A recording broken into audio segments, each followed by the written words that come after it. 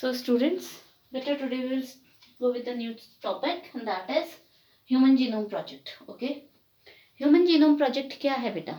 Human के जितने भी पूरे जीन्स हैं उनको आइडेंटिफाई करना, उनको सीक्वेंस देना, ये सब था हमारा ह्यूमन जीनोम प्रोजेक्ट में. Okay, so human genome project क्या है? इट वाज लॉन्च इन 1990 में लॉन्च हुआ था बेटा. स्टार्टिंग हुई थी इसकी और कंप्लीट हुआ था 2003.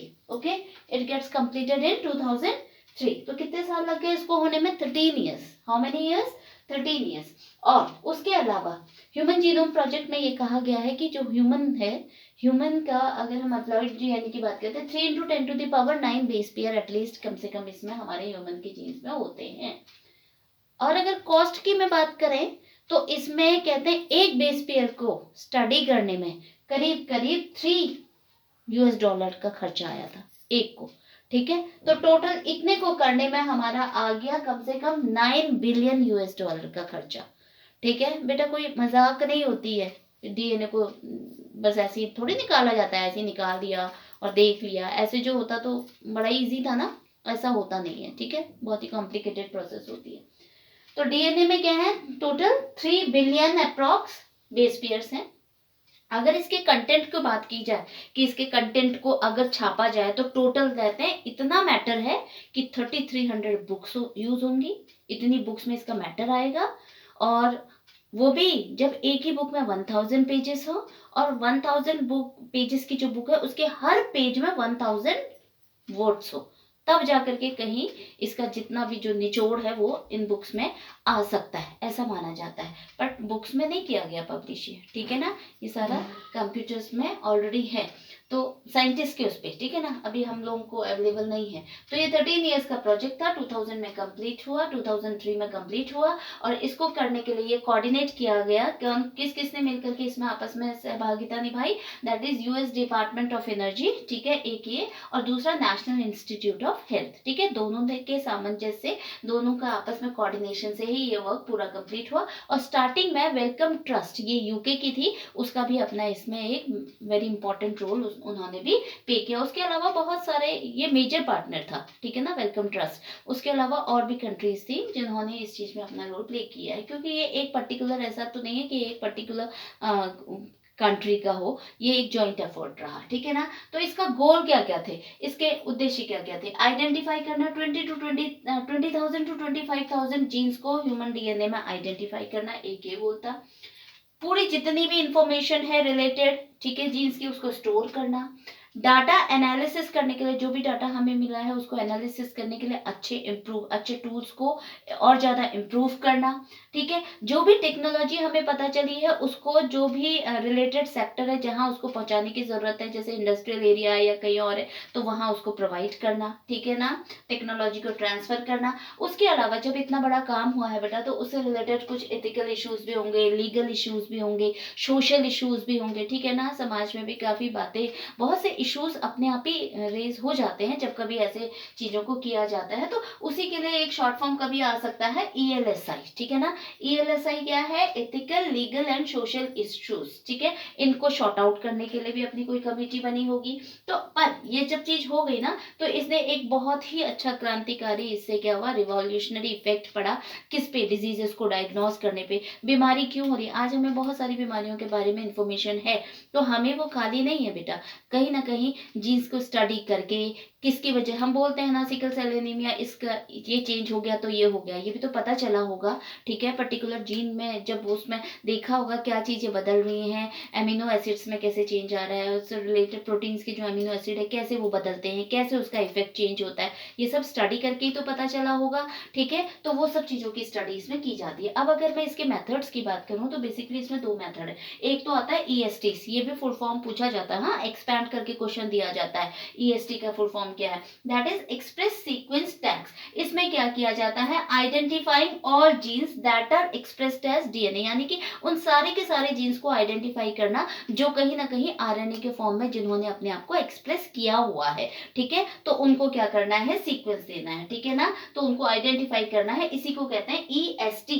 Expressed sequence track. एक्सप्रेस जो छलक गए हैं, सीक्वेंस दे दिया है टैग के साथ, ठीक है। तो आइडेंटिफाई इसका मतलब है सारे के सारे जीन्स को पहचानना जब ऑलरेडी वो कैसे एक्सप्रेस हो चुके हैं, आरएनए के फॉर्म में एक्सप्रेस हो चुके हैं, ठीक है ना। तो यहाँ मैसेंजर आरएनए ने अपना रोल कर लिया है। दूसरा है खाली एक ब्लाइंड वो लगा दिया, ठीक है ना, अंधेरे में तीर मारना कहते हैं ना, पहले खाली जितना भी जीन मिला उसको सीक्वेंस दे दिया, बाद में उसके फंक्शंस के हिसाब से फिर भैया उसको दोबारा से रिसर्च किया है। तो इसमें सिंपली सीक्वेंस कर दिया पूरा का पूरा होल जीनोम को, ठीक है, लेटर उसको पर्टिकुलर फंक्शन के हिसाब से फिर बांटा है। तो ये दो चीजें हो गई।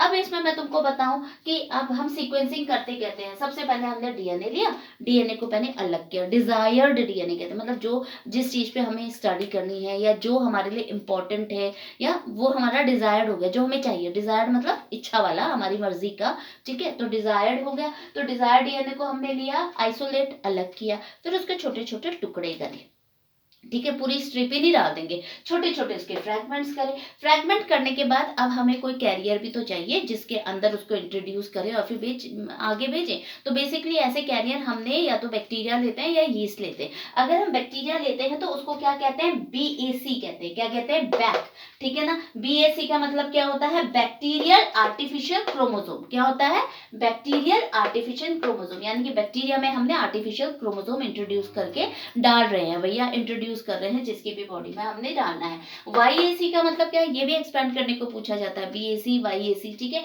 YAC क्या है, यीस्ट आर्टिफिशियल क्रोमोसोम, यीस्ट के माध्यम से जब आर्टिफिशियल क्रोमोसोम भेजा जाता है, दैट इज YAC। तो अब ये सारे का सारा जो ये सीक्वेंस देना वाला था, इसका क्रेडिट बहुत हद तक बेटा फ्रेडरिक सैंगर को जाता है। इन्होंने ये सीक्वेंसिंग में बहुत अपना इंपॉर्टेंट रोल प्ले किया है, कैसे सीक्वेंस दिया जाता है। इसके अलावा इन्होंने एक ऐसा मेथड भी डेवलप किया जिससे कि हमें प्रोटीन्स में जो अमीनो एसिड्स होते हैं ना, हम उनको आसानी से डिटरमाइन कर सके, ठीक है। तो इन्होंने कंप्यूटर टाइप की एक मशीन है जिसमें कि जितने भी बेस पेयर है वो छलक जाते हैं, कहाँ पे चेंजेस हैं क्या है करके इजीली उनको स्टडी किया जा सकता है। इस टाइप की इन्होंने मशीन जो है वो डेवलप करी थी, ठीक है। तो अब जब ये काम किया गया, पूरा का पूरा जीन की स्टडी करी गई, तो भैया इसका मैप प्रोवाइड करना, इसका जेनेटिक लेवल पे, ठीक है, और या फिर इसका फिजिकल लेवल पे एक मैप प्रोवाइड करना किसका, जीनोम का, जीन्स की स्टडी का, ये अपने आप में एक बहुत ही बड़ा चैलेंजिंग टास्क रहा, ठीक है। तो इसी में आपने देखा एक वर्ड है आप लोगों की एनसीईआरटी की बुक में, that is polymorphism of restriction endonuclease recognition site.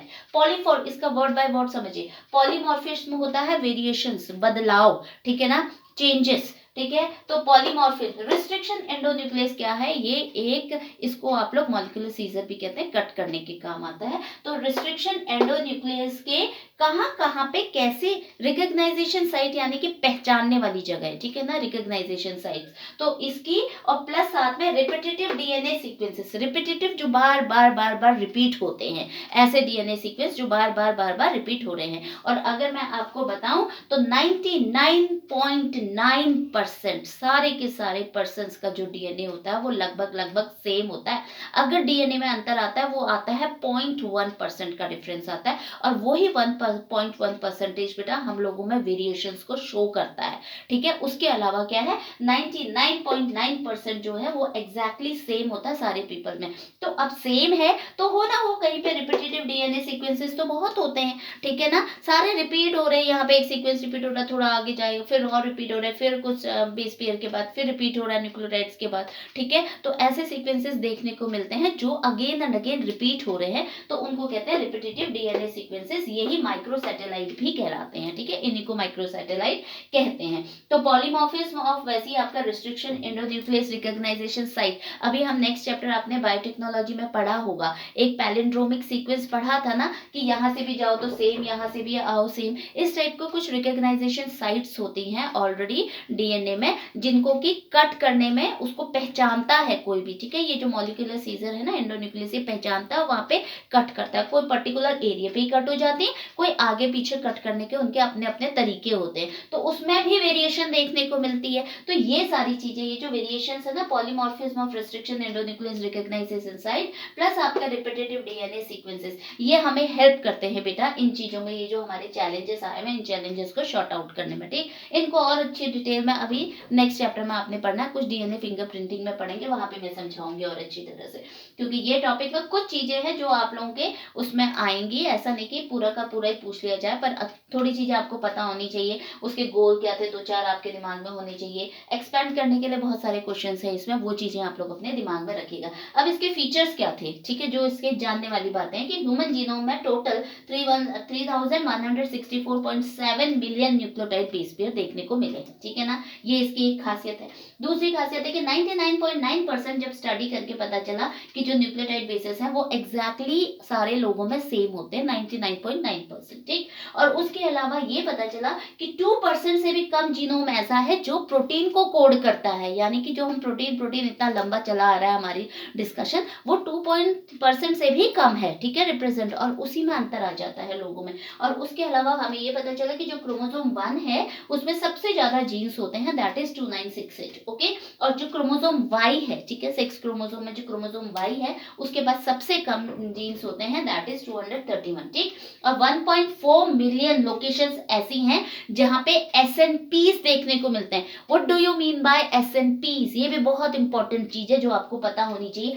SNP मतलब होता है सिंगल न्यूक्लियोटाइड पॉलीमॉर्फिज्म, यानी कि एक सिंगल न्यूक्लियोटाइड में ही हमें पर्टिकुलर एरिया पे डिफरेंस देखने को मिलेंगे। इसको मैं थोड़ा सा आप लोगों को अच्छे से समझा दूं सो दैट आपका क्लियर हो जाए। बाय द वे कि 4 इंडिविजुअल है, हाउ मेनी इंडिविजुअल्स? 4 इंडिविजुअल है, ठीक है ना, कितने हैं? 4 इंडिविजुअल है। अब ये है तुम्हारा इंडिविजुअल नंबर 1, ये है 2, ये है 3, ये है 4। ये मान लो फादर और मदर, फादर और mother, father mother, father mother, 4 individuals का मैंने बता दिया, ठीक है। अब इसमें हमने सीक्वेंस देखा, फादर का देखा, देखे CCATGC, ठीक है, और थोड़ा बना देती GA, ठीक है, ऐसे। तो इसके नीचे भी C के नीचे CCATGCAC। अब एक जगह हम अंतर ले आते हैं, अब ऐसे नहीं ला सकते हैं ना हम लोग, इस टाइप से नहीं आ सकता है, CCGG इस टाइप से जो आ रहा है, एक में अंतर ले आते हैं। जैसे T थाइमिन के साथ एडेनिन, क्या जुड़ेगा थाइमिन के साथ? एडेनिन जुड़ गया, ठीक है। और अब इसकी बात हो रही है तो क्या हो गया? CT, ठीक है ना, एडेनिन एंड साइटोसिन, TC, ठीक है। क्या हो रहा है आपका यहाँ पे? जैसे TC आ गया।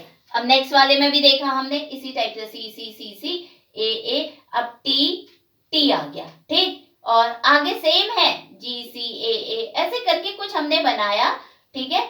अब ये हमारे आगे बिल्कुल सेम है, पर एक पर्टिकुलर एरिया में, जैसे यहाँ पे TC में अंतर आ गया, यहाँ पे यही वाला नंबर जो है फिर यहाँ बदल गया, फिर ऐसी और चले जाओ, ठीक है, ऐसी और चले जाओ, यहाँ पे दोबारा से यहाँ CT कर दो, ये एक अंतर नजर आ गया। तो एक पर्टिकुलर एरिया पे देखो अंतर आ रहा है ना, एक पर्टिकुलर, पूरा का पूरा हर जगह सेम आ रहा है। 4 इंडिविजुअल लिए, इनकी खासियत होती है बेटा। तो ये ना एक अकेले बंदे की बात नहीं होती, इसमें थोड़ा सा एक अधिक पॉपुलेशन में जब ये चीजें देखने को मिलती हैं तभी हम उसको वेरिएशंस के रूप में कंसिडर करते हैं। तो यहाँ पे एक पर्टिकुलर इसमें अंतर आ गया, यहाँ एक अंतर आ गया, यहाँ एक अंतर आ गया, ऐसे चौथे में भी इसी जगह पे अंतर आ गया, 5वें में भी इसी जगह पे अंतर आ गया, ठीक है। इस टाइप से जब अंतर आते रहते हैं, जैसे 100 से लेकर के 300 लोगों में करीब करीब सेम एक पर्टिकुलर उसमें अंतर नजर आ रहा है, ठीक है ना। 100 to 300 के बीच में पर्टिकुलर न्यूक्लियोटाइड चल रही है, 100 से 300 चल रही है, और बीच में कहीं पे एक अंतर आ रहा है, तो तब हम इसको केस में कंसिडर करते हैं, SNP में करते हैं, ठीक है ना। तो ये चीजें हमारी क्या कहलाती हैं? तो इसमें single nucleotide in genome sequence is altered every time, ये ऑल्टर हो रहा है ना, ऑल्टर मतलब चेंज हो रहा है। देखो एक ये सिंगल न्यूक्लियोटाइड हो, यही हर बार अंतर आ रहा है, तो इसको क्या कहते हैं हम लोग? SNP कहते हैं, ठीक है। इसके थोड़े से आप लोग एक्सपैंड जो किए हुए हैं उनको अच्छी तरह से समझ लो, और जो इंपॉर्टेंट टर्मिनोलॉजी थी थोड़ी बहुत मैंने समझाई है बेटा आप लोगों को, ठीक है। और इसके अलावा जो भी हमारा टॉपिक है अभी DNA फिंगरप्रिंटिंग में आता है, और बायोटेक्नोलॉजी जो चैप्टर्स है वो अपने आप में ये सब चीजें लेकर के चलते हैं। सो आई सपोज इतना आपके लिए इसमें इनफ रहेगा, okay. So just revise the section.